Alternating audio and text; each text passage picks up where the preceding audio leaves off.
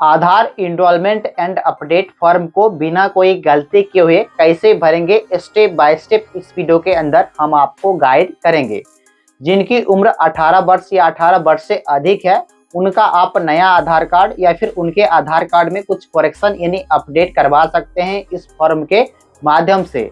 तो सबसे पहले हम आपको बताएंगे जिनकी उम्र 18 वर्ष या 18 वर्ष से अधिक है, अगर उनका नया आधार कार्ड आप बनवाते हैं, न्यू इनरोलमेंट करवाते हैं, तो उस कंडीशन में इस फॉर्म को आपको कैसे भरना पड़ता है। ये पहला स्टेप हो गया। दूसरा स्टेप में हम आपको बताएंगे कि जिनकी उम्र 18 वर्ष या 18 वर्ष से अधिक हो गई है, अगर उनके आधार कार्ड में आप करेक्शन करवाते हैं या फिर कुछ अपडेट करवाते हैं, तो उस कंडीशन में ये फॉर्म को कैसे भरना है। तो पहले वाले स्टेप में हम आपको बताएंगे अगर आप न्यू इनरोलमेंट करवाते हैं तो उसमें इस फॉर्म को कैसे भरेंगे। एक नंबर में पर्पस, तो मैंने आपको बताया पहला स्टेप है न्यू इनरोलमेंट करना, तो यहाँ पे इनरोलमेंट पे टिक करेंगे, इसको आप छोड़ देंगे। दूसरा ऑप्शन है रेसिडेंस स्टेटस, तो जो जिनका व्यक्ति का आधार कार्ड बंद है वो इंडिया से है तो इस पे टिक करेंगे, अगर NRI है तो इस पे टिक करेंगे। तीसरा है डेमोग्राफिक इंफॉर्मेशन, तो यहाँ पे ए नंबर में नाम है।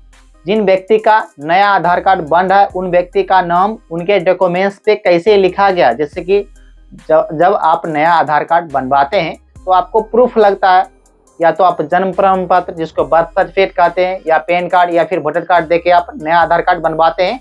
तो जो डॉक्यूमेंट्स आप देके नया आधार कार्ड बनवा रहे हैं उस डॉक्यूमेंट्स में देखिए आपके नाम का स्पेलिंग कैसे लिखा गया है, उसको देख के यहाँ पे कैपिटल लेटर में लिख दीजिए, जैसे कि यहाँ पे लिखा गया कुंदन कुमार, आप यहाँ पे लिख लीजिए। इसके अलावा यहाँ पे बी नंबर में आते हैं, तो जो भी आपका जेंडर होगा उसके बॉक्स में आपको टिक कर लेना है। आप यहाँ पे देख लीजिए डेट ऑफ बर्थ, तो जो डॉक्यूमेंट्स आप देके बना रहे हैं, जैसे कि बर्थ सर्टिफिकेट लगा के आप नया आधार कार्ड बना रहे हैं, तो जो भी आपका डॉक्यूमेंट्स पे बर्थ होगा उसको यहाँ पे लिखेंगे, जैसे कि 1/1/2004 है तो 01/01/2004। उसके बाद यहाँ पे आपको क्या करना है, डी नंबर में है ईमेल आईडी, ठीक है। तो अगर आप आधार कार्ड के साथ ईमेल आईडी को लिंक करना चाहते हैं तो जो आपके फोन में ईमेल आईडी चल रहा है उसको यहाँ पे लिख दीजिए, अगर नहीं लिंक करना है तो इसे आप खाली छोड़ दीजिए। ई नंबर में मोबाइल नंबर है, जो मोबाइल नंबर आपके आधार कार्ड से लिंक होगा उस मोबाइल नंबर को इस बॉक्स में लिख दीजिए। 4 नंबर बेसिक ऑफ इनरोलमेंट, तो आपको यहाँ पे डॉक्यूमेंट्स वेरिफिकेशन इस पे टिक करना है, या फिर आपको यहाँ पे देखिए हेड ऑफ फैमिली बेस, अगर मान लीजिए आपकी उम्र 18 वर्ष से अधिक है या फिर 18 वर्ष है तो आप डॉक्यूमेंट्स के अनुसार अपना आधार कार्ड बनवाएंगे तो इस पे ही टिक करना है। कोई ऐसे व्यक्ति हैं जो अपने गार्जियन के अनुसार अपना आधार कार्ड सुधार करवाते हैं या फिर बनवाते हैं, तो उस कंडीशन में उनको यहाँ पे टिक करना है। ज़्यादातर लोग डॉक्यूमेंट्स पे वेरिफिकेशन पे ही करवाते हैं। 5 नंबर में एड्रेस, तो एड्रेस आपको कैसे क्या भरना है। हाउस नंबर है, अगर आपको हाउस नंबर पता है तो यहाँ पे लिख दीजिए, अगर आप बिल्डिंग नंबर है पता तो यहाँ पे लिखिए, फ्लैट नंबर पता है तो यहाँ पे लिखिए। अगर मान लीजिए आप गांव से हैं तो आपको वार्ड नंबर पता है तो यहाँ पे वार्ड नंबर लिख दीजिए, कितना आपका वार्ड नंबर है। स्ट्रीट शहर वाले के लिए है, स्ट्रीट यहाँ पे लिखेंगे। एरिया, लोकेलिटी, सेक्टर, अगर शहर से हैं तो ये जानकारी यहाँ पे भरेंगे, अगर गाँव से है तो इसको आप खाली छोड़ देंगे। लैंडमार्क, तो आपके आसपास कोई ऐसा जगह है जिसको आप इंगित करते हैं, जैसे कि हो गया पुस्तकालय, मंदिर, मस्जिद या फिर स्कूल, ठीक है, तो यहाँ पे लिख देंगे। जैसे कि मेरे घर के पास मंदिर है तो यहाँ पे लिखेंगे नियर टेम्पल, इस तरीके से आपको यहाँ पे लिखना पड़ेगा। अगर गांव से हैं तो विलेज पे टिक करेंगे और गांव का नाम लिखेंगे। शहर से हैं तो सिटी या फिर टाउन पे टिक करेंगे, अपने शहर का नाम लिखेंगे। सब डिस्ट्रिक्ट मतलब होता है अनुमंडल, तो आपका अनुमंडल कहाँ है उस जगह का यहाँ पे नाम लिखना है, और जो भी जानकारी भरेंगे सब कुछ कैपिटल लेटर में आपको भरना है। इसके अलावा यहाँ पे पोस्ट ऑफिस हो गया, तो आपका पोस्ट ऑफिस कहाँ है उसे यहाँ पे लिखेंगे, आपका डिस्ट्रिक्ट कहाँ है उसे यहाँ पे लिखेंगे, पिन कोड यहाँ पे लिखेंगे और अपने स्टेट का यहाँ पे नाम लिखेंगे। टाइप ऑफ डॉक्यूमेंट्स, अगर आप नया आधार कार्ड बना रहे हैं तो उसमें आपको प्रूफ ऑफ आइडेंटिटी लगता है और प्रूफ ऑफ एड्रेस लगता है।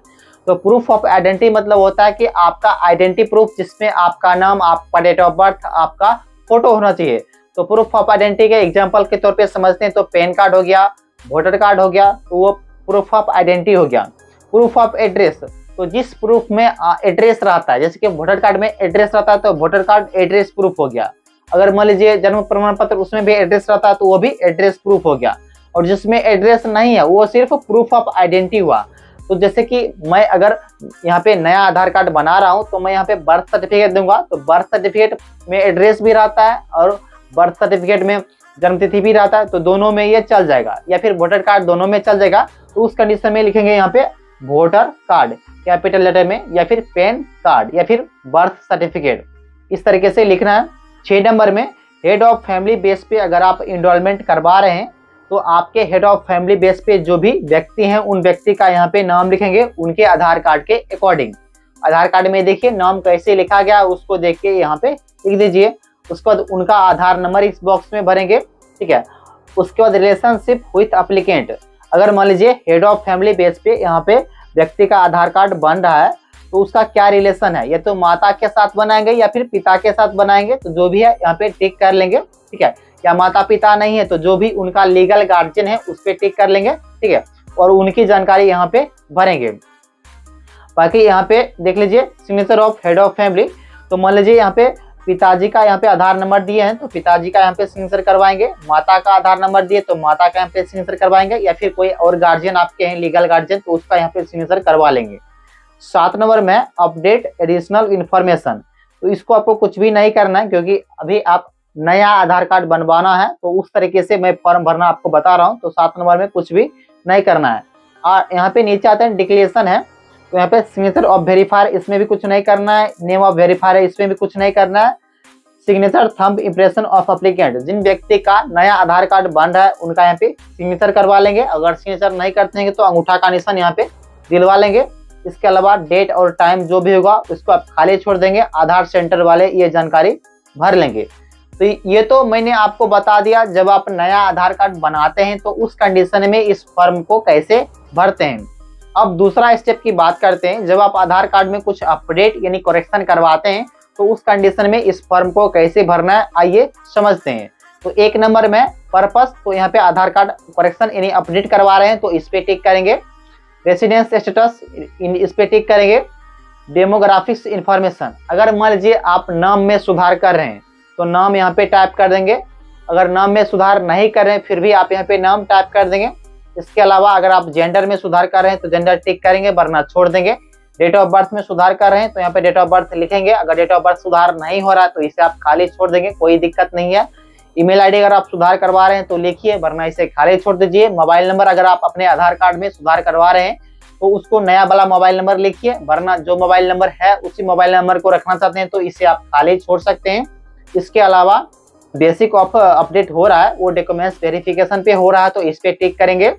उसके बाद यहाँ पे देख लीजिए अगर एड्रेस में अगर आप सुधार करवा रहे हैं, आपके आधार कार्ड में एड्रेस गलत है तो उस कंडीशन में आपको एड्रेस यहाँ पे भरना है। तो एड्रेस कैसे भरना है मैंने आपको बता दिया, उस तरीके से एड्रेस यहाँ पे भर लेंगे अगर एड्रेस में करेक्शन हो रहा है तब, बाकी नहीं हो रहा है तो इसे आप खाली छोड़ दीजिए। इसके अलावा टाइप ऑफ डॉक्यूमेंट्स, तो डॉक्यूमेंट्स आप क्या लगा रहे हैं, जैसे कि एड्रेस करेक्शन करना है तो एड्रेस प्रूफ आपको देना पड़ेगा। तो एड्रेस प्रूफ में जैसे कि वोटर कार्ड देते हैं तो वोटर कार्ड यहाँ पे लिख देंगे, ठीक है। या फिर मान लीजिए डेट ऑफ बर्थ में करेक्शन हो रहा है तो डेट ऑफ बर्थ में प्रूफ ऑफ आइडेंटिटी देना पड़ता है, तो बर्थ सर्टिफिकेट दे रहे हैं तो बर्थ सर्टिफिकेट यहाँ पे लिखेंगे। इस तरीके से आपको यहाँ पे लिखना है। 6 नंबर में हेड ऑफ फैमिली बेस पे अगर आप कुछ सुधार करवा रहे हैं तो जो भी आपके हेड ऑफ फैमिली में जिनके बेस पे आप सुधार करवा रहे हैं उनका यहाँ पे, जैसे कि माता पिता पे करवा रहे हैं तो माता पे टिक करेंगे, पिता पे करवा रहे हैं तो पिता पे टिक करेंगे और पिता का आधार नंबर लिखेंगे, पिता का यहाँ पे नाम लिखेंगे, ठीक है। जिनके बेस पे सुधार करवा रहे हैं उनका आधार नंबर, नाम और जो भी है वो टिक कर लेंगे, मैंने आपको स्टार्टिंग में ही बता दिया। इसके अलावा जिनके बेस पे सुधार हो रहा है उनका यहाँ पे सिग्नेचर हो जाएगा। अगर मान लीजिए फैमिली बेस पे आप सुधार नहीं करवा रहे हैं तो इसे आप 6 नंबर को खाली छोड़ देंगे। अब 7 नंबर में अब आप बात करते हैं for update additional information, Aadhaar number of applicant. अब जिस व्यक्ति का मान लीजिए आधार कार्ड सुधार हो रहा है उस व्यक्ति का आधार नंबर यहाँ पे लिखेंगे इस बॉक्स में। इन्फॉर्मेशन टू बी अपडेट, जिस व्यक्ति का आधार कार्ड करेक्शन कर रहे हैं, अपडेट कर रहे हैं, उनका क्या चीज करेक्शन हो रहा है, क्या चीज अपडेट हो रहा है। तो मान लीजिए अगर फोटो, फिंगरप्रिंट, आइरिस अपडेट हो रहा है तो इस पे टिक करेंगे, ठीक है। अगर फिंगर लगने में दिक्कत है, फोटो खराब है, फोटो अच्छा नहीं है या फिर आंख का कहीं लेता नहीं है आइरिस तो इस पे टिक करेंगे। अगर मान लीजिए आप फिंगर, फोटो, आइरिस अपडेट नहीं कर रहे हैं तो इस बॉक्स में टिक नहीं करेंगे। अगर आप नाम सुधार कर रहे हैं तो नाम पे टिक करेंगे, जन्मतिथि सुधार कर रहे हैं तो जन्मतिथि पे टिक करेंगे, gender, address, mobile number, email ID, update of proof of identity और प्रूफ ऑफ एड्रेस डॉक्यूमेंट्स। तो जो चीज आप करेक्शन कर रहे हैं वो चीज पे आप यहाँ पे टिक करेंगे और उसके अनुसार आपको डॉक्यूमेंट्स देना है। जैसे कि अगर मोबाइल नंबर यहाँ पे मैं करेक्शन सिर्फ कर रहा हूँ तो मोबाइल नंबर पे टिक करेंगे तो मोबाइल नंबर करेक्शन करने में कोई डॉक्यूमेंट्स नहीं लगता है। अगर एड्रेस करेक्शन कर रहे हैं तो एड्रेस पे टिक करेंगे तो एड्रेस सुधार करने में लगता है एड्रेस प्रूफ। तो एड्रेस प्रूफ क्या दे रहे हैं उसकी जानकारी आपको यहाँ पे भरनी पड़ती है और यहाँ पे भी टिक करनी पड़ती है। इसके अलावा जो अप्लीकेंट हैं उनका यहाँ पे सिग्नेचर हो जाएगा, चाहे आप करेक्शन करवाते हैं या फिर नया बनवाते हैं। ठीक है, तो दोनों कंडीशन के अकॉर्डिंग मैंने आपको बता दिया इस फॉर्म को कैसे भरना है। आपको फॉर्म भरने में बिल्कुल भी दिक्कत नहीं होगी।